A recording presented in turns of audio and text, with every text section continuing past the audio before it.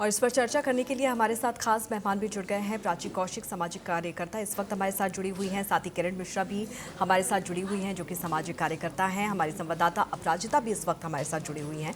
सबसे पहले अपराजिता का रुख कर लेते हैं। अपराजिता, गर्मी दिनों दिन रिकॉर्ड तोड़ती हुई नजर आ रही है। जो आंकड़े सामने आ रहे हैं वो हैरान करने वाले हैं, लेकिन परेशानी सिर्फ गर्मी से नहीं है। गर्मी की वजह से नौकरियों पर खतरा मंडराता हुआ नजर आ रहा है। देश की अर्थव्यवस्था चरमरा सकती है और ये बेहद गंभीर चेतावनी है। बिल्कुल अंकिता जी, देखिए सबसे बड़ी बात ये है कि अभी शुरुआती दौर में हमें ये लग रहा था कि मौसम जिस तरीके से करवट ले रही थी तो हम ये सोच रहे थे कि हो सकता है इस बार जो है गर्मी उतनी नहीं पड़ेगी, लेकिन जिस तरीके से अचानक परिवर्तन देखने को मिला तो आईएमडी ने सीधे तौर पे अलर्ट कर दिया कि 15 अप्रैल के बाद से गर्मी जो है 40 डिग्री सेल्सियस के बाहर तापमान जाएगी और उसका असर हम सब देख रहे हैं। अभी राजधानी की अगर बात करूं तो धरती इतनी तपिश में मतलब जल रही है कि मैं आपको क्या ही बताऊं। यहाँ के जो लोग हैं वो इतने बेहाल हैं, जिनका आउटडोर वाला सिस्टम है काम का, उनसे 1 मिनट काम नहीं किया जा रहा है। मतलब कुल मिलाकर ये कहना गलत नहीं होगा कि अभी जो अप्रैल के लास्ट टाइम पे हमें गर्मी देखने को मिल रही है तो इसे आप ट्रेलर कह सकते हैं, इसे आप शुरुआत कह सकते हैं। और जब मई जून आएगा तो फिर आदमी और ज़्यादा बेहाल हो जाएगा। और जैसा आपने नौकरियों की बात की, जो आर्थिक संकट की बात की, तो ये स्वाभाविक सी बात है कि लोगों के अगर हेल्थ नहीं सही रहेंगे, लोग अगर अच्छा फील नहीं करेंगे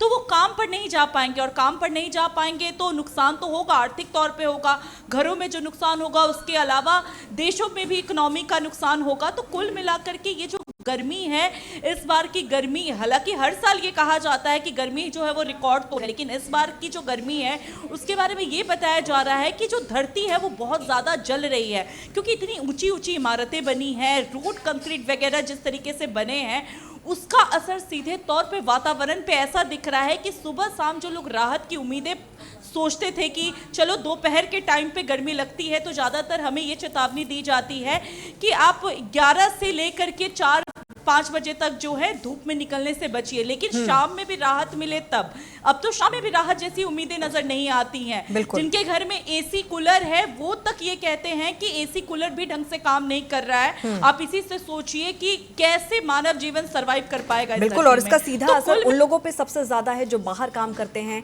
दैनिक मजदूरी यहाँ पर करते हैं। किरण जी, जैसे जैसे तापमान बढ़ेगा, यानी कि अगर 1 डिग्री सेल्सियस की भी तापमान में बढ़ोतरी होती है तो मजदूरी में लगभग 16% तक कमी आएगी।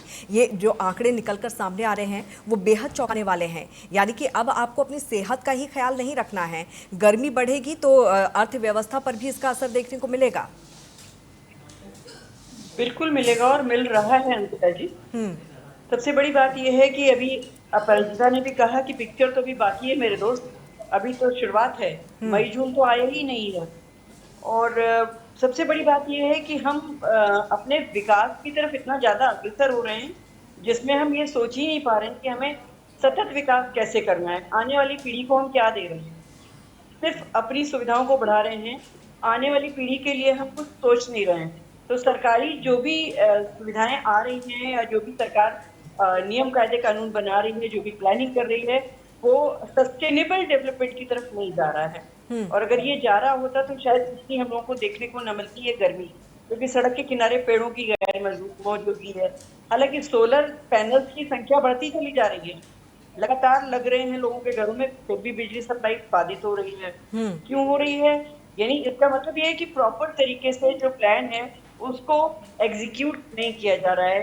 तो सबसे बड़ी बात यह है कि हर एक गरीब तक सारी सुविधाएं पहुंचे, विकास हो पर सस्टेनेबल हो, भावी पीढ़ी को उसका नुकसान ना झेलना पड़े। अभी हम ही झेल रहे हैं तो भावी पीढ़ी तो पता नहीं क्या स्थिति क्या होगी। अभी 47 डिग्री जा रहा है, तो ये बहुत शोचनीय विषय है। बेचारे लेबर जो धूप में काम करते हैं वो कैसे सरवाइव करेंगे? उनका तो सच में, उनकी तो नौकरियां ही जा रही हैं। कैसे? वो 2% की गिरावट नहीं, वो तो ज्यादा मिल जाएगा। नुकसान तो होगा ही, और सच बात है इसमें पिसेगा गरीब आदमी ही। बिल्कुल। तो प्राची कौशिक जी, क्या इसे नेशनल इमरजेंसी घोषित नहीं कर देनी चाहिए? क्योंकि साल दर साल तापमान में लगातार हम यहाँ पर देख रहे हैं इजाफा होता हुआ नजर आ रहा है। 2030 की जो रिपोर्ट सामने आई है, जो तस्वीर हमें दिखा रही है, यानी कि दुनिया भर में 8 करोड़ लोगों की जो नौकरी है उस पर संकट मंडराता हुआ नजर आ रहा है। उनकी नौकरी जा सकती है। जी बिल्कुल, अगर हीट का जो एक्शन प्लान है वो हम ठीक से इम्प्लीमेंट नहीं करते हैं तो इसका असर हर सेक्टर पर पड़ेगा। कंस्ट्रक्शन जो सेक्टर है, इनफॉर्मल जो सेक्टर है, कई देर तक जो इस तरह के खुले वातावरण में रहते हैं, और जब जो लोग व्हाइट कॉलर जॉब करते हैं, अधिक से अधिक एसी का, बिजली का कंजप्शन है, तो एनर्जी यूज भी ज्यादा होगा। और सबसे इम्पोर्टेंट सारी चीजें किसके लिए? इंसान के लिए। डेवलपमेंट किसके लिए? इंसान के लिए। कार्डियोवास्कुलर डिसीज और किडनी पर इसका इम्पैक्ट हो रहा है। हॉस्पिटल्स में लोग अप्रोच कर रहे हैं, हॉस्पिटल्स पहले से ही इतनी भीड़ में है, डॉक्टर्स की कमी है, और कहीं ना कहीं लोगों में, एक शहर में स्पेशली, हीट एक्शन प्लान को लेकर लोगों को जागरूकता नहीं है। सरकार ये कहती तो है हमारा हीट एक्शन प्लान है, जिसमें हम पानी की सुविधा करेंगे, पानी को उपलब्ध कराएंगे, बिजली को कराएंगे, एक टारगेटेड इंटरवेंशन रखेंगे प्रेग्नेंट लेडीज, ओल्ड एज के लिए, बच्चों के लिए, लेकिन वो धरातल पर उतरा नहीं।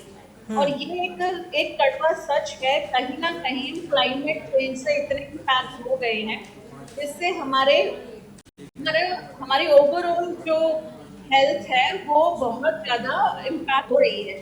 कई चीजें तो डॉक्टर्स को नहीं समझ आती कि ये क्यों हो रहा है, और उसका एक बड़ा कारण है कि हीट वेव्स और क्लाइमेट चेंज से हमारा जो शरीर है उसकी प्रोडक्टिविटी बिल्कुल गिर रही है। प्रोडक्टिविटी की तो इकोनॉमी का तो गिरना लाजमी ही है।